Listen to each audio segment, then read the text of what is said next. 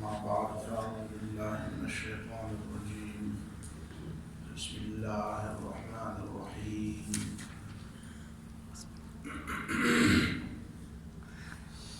يا أيها الذين آمنوا استجيبوا لله وللرسول إذا دعاكم لما يحييكم واعلموا أن الله يحول بين المرء وقلبه وأنه إليه تحشرون.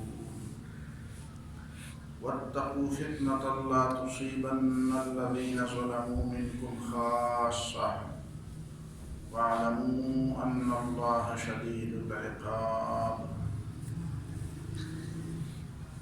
واذكروا إذ أنتم قليل مستضعفون في الأرض تخافون أن يتخطفكم الناس فآواكم وأيدكم بنصره ورزقكم من الطيبات لعلكم تشكرون.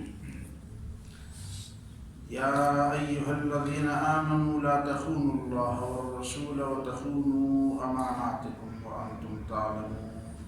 صدق الله العظيم. سورہ الانفال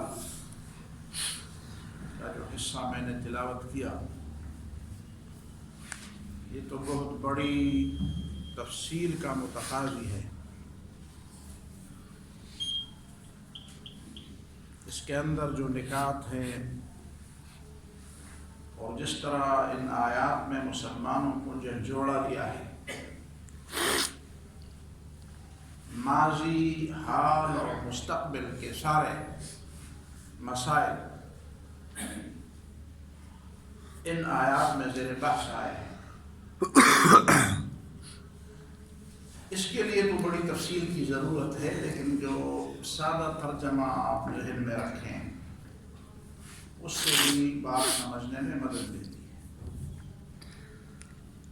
یا ایھا الذین آمنوا استجیبوا للہ والرسول، اے وہ لوگ جو ایمان لائے ہیں، اللہ اور اللہ کے رسول کی بات پہ آمنا، صدقنا، سلمنا، لبیک کہو، مان لو. اور اللہ اور رسول آپ کو جس طرف بلاتے ہیں، لما یحییکم، وہ تمہارے لیے زندگی کی بات ہوتی ہے. اللہ تمہیں بلاتا ہے، رسول تمہیں بلاتا ہے تاکہ تم زندہ رہو. اللہ کے بلاوے میں، رسول کے بلاوے میں زندگی کا پیغام ہے. ظاہر ہے اس کا معنی یہی ہے کہ اگر اللہ اور اللہ کے رسول کے پیغام پر اور بلاوے پر آپ نے لبیک نہ کہا تو مر جاؤ گے. مرنا صرف اس کو نہیں کہتے کہ لاش رہ جائے اور روح چلی جائے. کتنے لاشیں ہیں جو زندہ ہیں لیکن وہ لاشوں سے بدتر ہے. اخلاقی موت بھی موت ہے، قومی موت بھی موت ہے، فکری اور نظریاتی موت بھی موت ہے، اقدار کی موت بھی موت ہے. موت صرف اس کو نہیں کہتے کہ ایڑیاں رگڑ کر کے آدمی کی جان نکل جائے. زندہ ہو،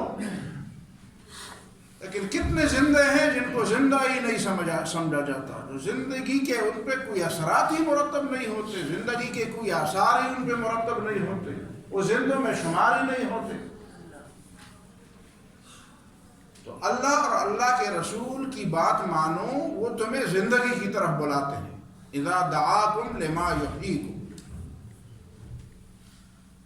اور اس میں لے دل سے کام نہ لو. عربی میں اس کو تسویف کہتے ہیں، ہمارے ہاں اردو میں اس کو لے طلاب کہتے ہیں، ٹال مٹول. تسویف، کر لوں گا، کر لیں گے، حالات ٹھیک ہو جائیں گے. نہیں جی، ہمارے ذہن میں ہے، ہم سمجھتے ہیں اس بات کو. جب آپ ان کو ٹوکتے ہیں، یاد دلاتے ہیں، کہتے ہیں نہیں نہیں ہم بھی سمجھتے ہیں، ہمیں پتہ ہے. پتہ ہے تو پھر کیوں تجاہل عارفانہ کرتے ہو، جانتے ہوئے بھی نہ جاننے والوں کی طرح بنے ہو. وَاعْلَمُوا أَنَّ اللَّهَ يَحُولُ بَيْنَ الْمَرْءِ وَقَلْبِهِ، جان لو کہ ایک وقت ایسا آتا ہے کہ اللہ تعالیٰ انسان اور اس کے ارادے کے درمیان رکاوٹ بنتا ہے۔ ضروری نہیں ہے کہ آج آپ کا ایک نیک ارادہ ہے کل تک وہی ارادہ ہوگا۔ نیک کام کا ارادہ آیا تو اسی کو فوراً ہی کر دو، اس میں ٹال مٹول نہ کرو۔ دل بدلتے رہتے ہیں، دل کو دل اسی لیے کہتے ہیں، عربی زبان میں قلب کہتے ہیں۔ وَمَا سُمِّيَ الْإِنسَانُ إِلَّا لِأُنْسِهِ وَمَا الْقَلْبُ إِلَّا أَنَّهُ يَتَقَلَّبُ، انسان کو انسان اس کے انس کی وجہ سے کہتے ہیں، اور دل کو اسی لیے دل کہتے ہیں، قلب کہتے ہیں إِلَّا أَنَّهُ يَتَقَلَّبُ، اس لیے کہ الٹتا پلٹتا ہے، الٹتا پلٹتا ہے۔ ضروری نہیں ہے کہ آج نیکی کی طرف رغبت اور میلان ہے تمہارے دل کے اندر تو وہ کل بھی رہے گا، آئندہ ہفتے بھی رہے گا، آئندہ مہینے بھی رہے گا، اور آئندہ سال بھی رہے گا، اور ہمیشہ کے لیے رہے گا۔ نہیں، اس پہ عمل کرو۔ یہ تو ایک اشارہ ہوتا ہے، اسی اشارے کو ضائع نہ کرو۔ وَاعْلَمُوا أَنَّ اللَّهَ يَحُولُ بَيْنَ الْمَرْءِ وَقَلْبِهِ وَأَنَّهُ إِلَيْهِ تُحْشَرُونَ۔ اور یہ صرف یہ سفارشات نہیں ہیں، اللہ کی بات کو سفارش مت سمجھو، یہ حکم ہے، یہ آرڈر ہے، امر ہے، کرنے کے لیے ہے، اور اللہ کے سامنے تمہارا اجتماع ہوگا، تمہیں جمع کیا جائے گا، پھر اللہ تعالیٰ پوچھے گا کہ میری بات کو آپ اس طرح ایک عام آدمی کی بات سمجھ رہے تھے کہ چلو ایک مشورہ ہے، مان لو تو مان لو، نہ مانو تو نہ مانو۔ اللہ کی باتیں مشورے نہیں ہوتے، اللہ کی بات وہ حکم ہوتی ہے۔ اور پھر فرمایا وَاتَّقُوا فِتْنَةً لَا تُصِيبَنَّ الَّذِينَ ظَلَمُوا مِنْكُمْ خَاصَّةً، اور اس فتنے سے ڈرو، اس مشکل سے ڈرو، یعنی اس سے بچے رہو، اس سے بچاؤ کی تدبیر اختیار کرو، اسے اپنے آپ کو بچا کے رکھو، بچانے کے لیے کوئی منصوبہ بندی کرو، کوئی عمل کرو، کوئی غور و فکر کرو، کوئی راستہ نکالو اس فتنے اور اس مصیبت سے۔ لا تصیبن الذین ظلموا منکم خاصہ، جس میں صرف ظالم گرفتار نہیں ہوں گے بلکہ وہ لوگ بھی گرفتار ہوں گے جو ظالم کو ظلم کرتے دیکھتے ہوئے خاموش رہتے ہیں، اپنی رائے نہیں رکھتے، یا رائے تو رکھتے ہیں لیکن اتنی جرأت نہیں رکھتے کہ وہ اپنی رائے کا اظہار کرتے۔ بے دین لوگ، اللہ کے دشمن، شیطان کے شاگرد، وہ تو دھڑلے سے کھلے عام ڈنکے کی چوٹ پر اپنی بات کرتے ہیں۔ خدا کا بندہ، اللہ کا سپاہی، مومن، جنت کا طلبگار، فرشتوں کی دوستی کا دم بھرنے والا، وہ خاموش رہتا ہے۔ فرشتہ خفتہ و دیو در کرشمہ نازست بسوخت عقل سے حیرت کی انچ بتاتی۔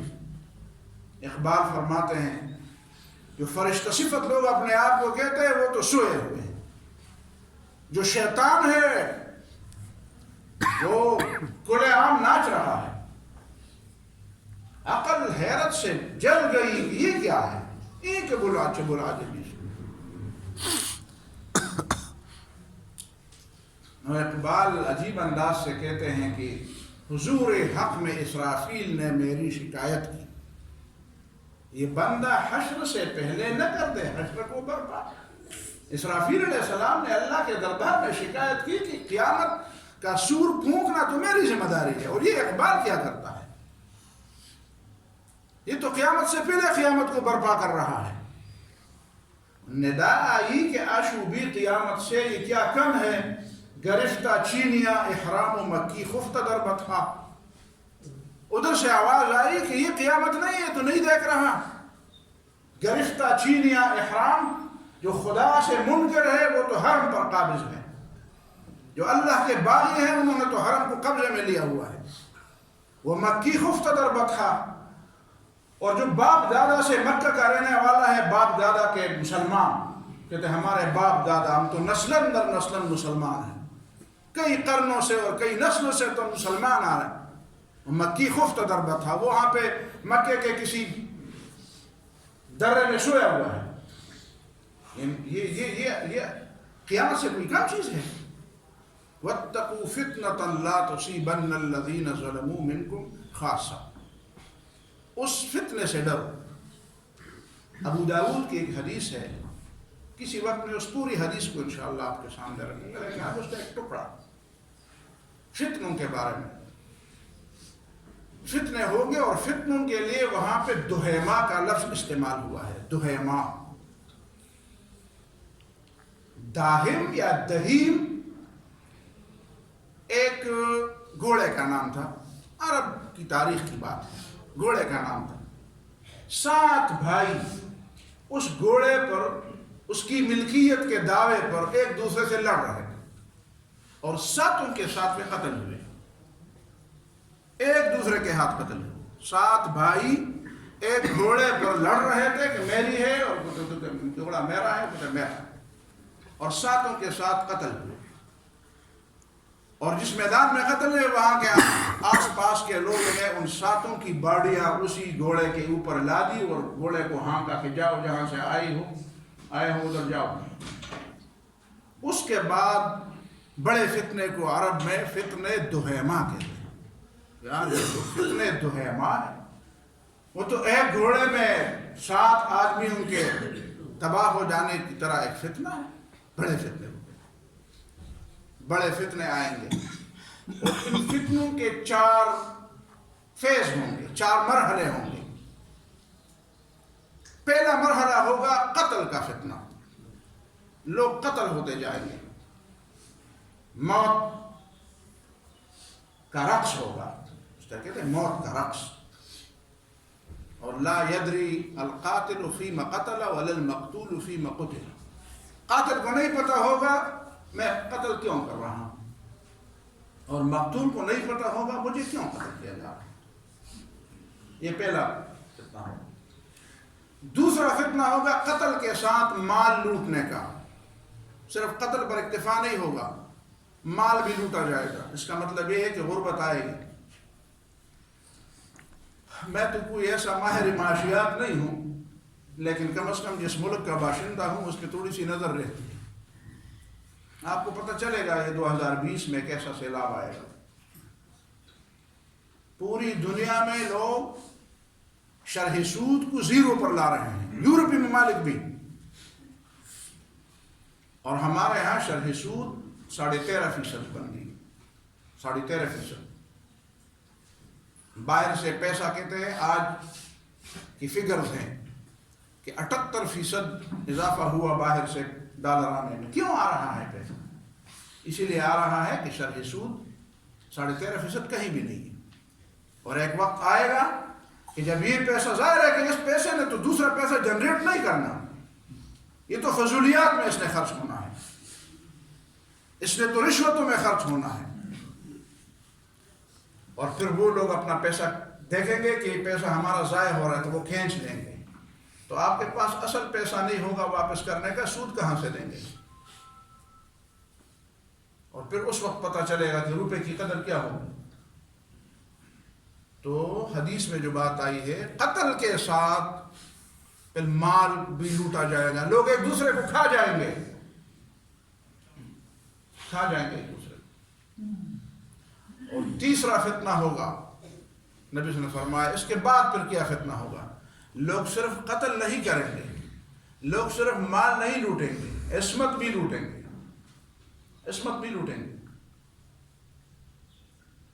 یہ جو ریپ کی باتیں ہو رہی ہیں ہندوستان کے اندر، اور یہاں پہ اس کو بڑا اچھالا جا رہا ہے، یہ لوگوں کا ذہن بنایا جا رہا ہے کہ دیکھو ایسا ہوگا. اور اس کے بعد جو مرحلہ ہوگا وہ دجال کے آنے کا ہوگا. اب کتنے لوگ ہیں جو اس بات کو غور کر کے سنتے ہیں کہ اس طرح ان فتنوں سے کیسے بچا جائے گا. وہ تو ہوگا جو ہوگا، لیکن ہماری ذمہ داری کیا ہے؟ بس اسی طرح لیٹ جانا کہ بس وہ آئے گا تو ویسے بھی آئے گا. نبی صلی اللہ علیہ وسلم نے کیوں بتایا ہمیں؟ آپ کا کردار کیا ہوگا. وَاتَّقُوا، اس سے بچنے کے لیے کوئی راستہ تلاش کرو، اس سے بچو، اپنے آپ کو بچاؤ، اپنے آپ بچنے کے لیے کوئی تدبیر کر دو. کیا تدبیر ہے مسلمانوں کے پاس، وہ آپ بھی جانتے ہیں، میں بھی جانتا ہوں۔ وَاعْلَمُوا أَنَّ اللَّهَ شَدِيدُ الْعِقَابِ، تم تو اس بات کو کا رٹا لگائے ہوئے ہو کہ اللہ تعالیٰ بڑا مہربان ہے، لیکن اللہ نے فرمایا وَاعْلَمُوا، جان لو، خبردار یہ بھی جان لو کہ أَنَّ اللَّهَ شَدِيدُ الْعِقَابِ، کہ اللہ تعالیٰ سخت عذاب دینے والا بھی ہے، سخت عذاب دینے والا بھی۔ وَاذْكُرُوا إِذْ أَنْتُمْ قَلِيلٌ، آپ کیا سمجھتے ہیں کہ اللہ تعالیٰ نے تمہیں عذاب ہی عذاب دیا ہے؟ جو نعمتیں دیے وہ بھی یاد کرو۔ ایک وقت تھا اذ انتم قلیل، تم بہت تھوڑے تھے، اور مستضعفون فی الارض، زمین میں تم بڑے کمزور تھے۔ یاد کرو نا جب بر صغیر میں انگریزوں کی حکومت تھی اور آپ کو ڈر تھا کہ ہماری قومیت ہی فنا ہو جائے گی، ہماری خود ہی فنا ہو جائے، ہماری پہچان ہی ختم ہو جائے گی۔ فآواکم، اللہ نے تمہیں جگہ دی، پاکستان دیا۔ وَأَيَّدَكُمْ بِنَصْرِهِ، اور اللہ نے تمہارے ساتھ اپنی مدد شامل حال کر دی۔ اس نیشنلزم کے زمانے میں مختلف ثقافتوں کے اور مختلف بولیوں کے بولنے والے، کہاں بنگال، کہاں پنجاب، کہاں سندھ، کہاں بلوچستان، کہاں کشمیر، کہاں پاکستان، پختونستان، صوبہ سرحد، مختلف بولیاں بولنے والے، مختلف نسلوں سے تعلق رکھنے والے، وہ قومیت کے غلبے کے زمانے میں قومیت کو لات مار کر لا الہ الا اللہ کے نام سے اکٹھے ہو گئے۔ یہ اقبال کا جو ویژن تھا۔ فآواکم، اللہ نے تمہیں جگہ دی، وَأَيَّدَكُمْ بِنَصْرِهِ، اور اللہ تعالیٰ نے تمہارے ساتھ اپنی مدد شامل حال کر دی، وَرَزَقَكُمْ مِنَ الطَّيِّبَاتِ، اور اللہ نے تمہیں پاکیزہ رزق بھی دی، فراوانیت دی، موسم دیے، پھل دیے، صحرائیں دی، سمندر دیے، پہاڑ دیے، بہت کچھ دیا۔ کتنا کچھ نہیں دیا، کیا کچھ نہیں، لوگوں کے پاس ہے، تمہارے پاس کیا کچھ نہیں ہے، یہ سارے کچھ دیا۔ اور تخافون ان یتخطفکم الناس، تم ڈرتے تھے کہ لوگ تمہیں اچک لیں گے، ختم کر دیں گے۔ یاد کرو 47 کا زمانہ اور اس سے پہلے والا زمانہ۔ اور پھر یہ ہوا، اور یہ کیوں دیا؟ لعلکم تشکرون، تاکہ تم شکر ادا کرو۔ لیکن تم نے شکر ادا کیا، شکر ادا کیا۔ یہ جو کام تم کر رہے تھے، یہ تمہارے بڑے جو کر رہے ہیں، تم بحیثیت قوم جس طرف جا رہے ہو، یہ شکر ہے، یہ ناشکری ہے۔ اور پھر فرمایا یا ایھا الذین آمنوا لا تخونوا اللہ والرسول، مومنو اللہ اور اللہ کے رسول کے ساتھ خیانت نہ کرو، دھوکہ نہ کرو۔ تم نے نعرہ لگایا تھا کہ لا الہ الا اللہ کا، اللہ کے ساتھ دھوکہ کیا، اللہ کے رسول کے ساتھ دھوکہ۔ اب بھی تمہیں تقریریں آتی ہیں، تقریر میں اللہ اور اللہ کے رسول کو دھوکہ دیتے ہیں، کام وہی کرتے ہو جو شیطان جس سے خوش ہوتا ہے۔ لا تخونوا اللہ والرسول، دیکھو اللہ اور اللہ کے رسول کے ساتھ خیانت نہ کرو۔ وَتَخُونُوا أَمَانَاتِكُمْ، اور تمہاری جو قومی امانتیں تمہارے پاس ہے ایک دوسرے، اس میں بھی خیانت نہ کرو۔ کون سی مثال آپ کون سے آدمی، کون سے ادارے کی مثال پیش کر سکتے ہیں جس نے خیانت نہ کی ہے؟ نہ اللہ کے ساتھ خیانت کی، نہ قوم کے ساتھ، نہ دین کے ساتھ، نہ اسلام کے ساتھ، نہ خزانے کے ساتھ۔ لا تخونوا، یہ نہ کرو نا، تخونوا اماناتکم وانتم تعلمون، جانتے ہو، یہ نہیں کہتے ہو کہ میں خائن نہیں ہوں، میں ڈاکو، میں چور نہیں، یہ کہتے ہو وہ مجھ سے بڑا چور ہے۔ کوئی بھی یہ نہیں کہتا کہ میں چور نہیں ہوں، کہتے ہیں وہ بڑا چور ہے۔ اس میں بہت بڑے سامان ہے ان آیتوں میں، آپ پڑھ لیں، آپ سارے تعلیم یافتہ لوگ ہیں، گھر جا کر تفہیم القرآن نکالیں، دوسری تفسیریں نکالیں، پڑھیں، اس کو پڑھیں، خدا سے مانگے اللہ تعالیٰ آپ کو بصیرت دے۔ آنکھیں تو دی ہیں، دل کی بصیرت دے، وہ دل کی آنکھیں کھول دے اللہ تعالیٰ۔ یہ دعا کرے اللہ تعالیٰ، مانگے، گڑ گڑا کر مانگے، ایسا نہیں ہوگا۔ یہ ہدایت اللہ تعالیٰ کو بہت۔ اور 2-3 باتیں میں ذرا یہ بھی بتاؤں۔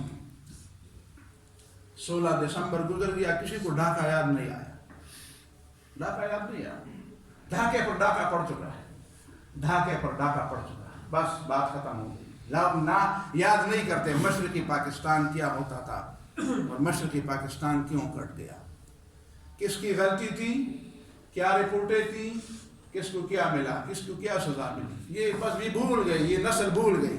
اچھا مشرقی پاکستان بھی تھا، اور کیوں تھا؟ کہتے ہیں اتنے دور۔ کل پرسوں مجھے ایک ساتھی بتا رہا تھا، مجھے استاد نے کلاس میں بتایا، وہ کیوں اتنے دور تم گئے تھے نا، 1000 میل دور تم نے کیوں لیا اس کو؟ یہ اب ہماری غلطی ہے، ہم نے پاکستان کیوں بنایا؟ یہ آپ کے بڑوں کی، ہمارے بڑوں کی غلطی ہے۔ یہ پڑھایا جاتا ہے تعلیمی اداروں میں، وہ تو چلا گیا۔ کوالالمپور میں 20 سے 22 تک کانفرنس ہے، وہ بھی منظر سے غائب ہو۔ کیوں ہے؟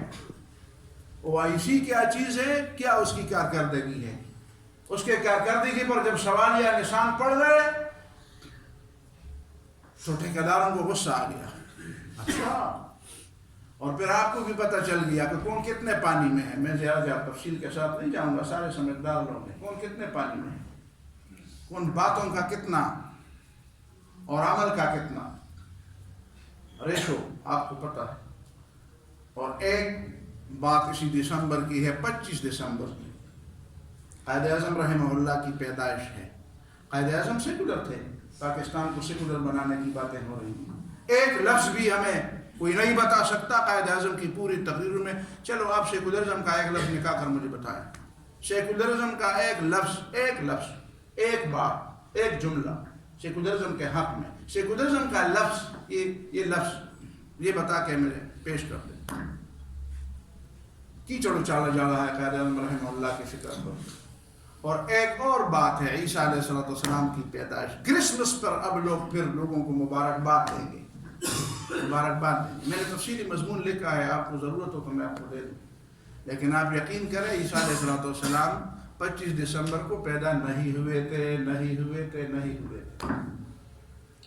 آپ نے ویسے اپنے مقدس دن کو برف باری کے دن منانے کا سوچا، تو یہ سوچا کہ چلو 25 دسمبر کو منائیں گے۔ عیسیٰ علیہ السلام پیدا ہوئے تھے تو کم از کم ایسے دنوں میں پیدا ہوئے تھے جہاں پہ یروشلم اور شام کے چرواہے اپنے بھیڑ بکریاں کھلے میدان میں چراتے اور کھلے میدان میں سوتے تھے۔ یہ تمہاری بائبل کہتی ہے۔ اپنے بائبل اور اپنے کتابوں کے خلاف نہ جاؤ، اپنے لوگوں کو مطمئن کر دو، یہ جھوٹ نہ بولو، اور اس جھوٹ پر کسی کو مبارکباد بھی نہ دو۔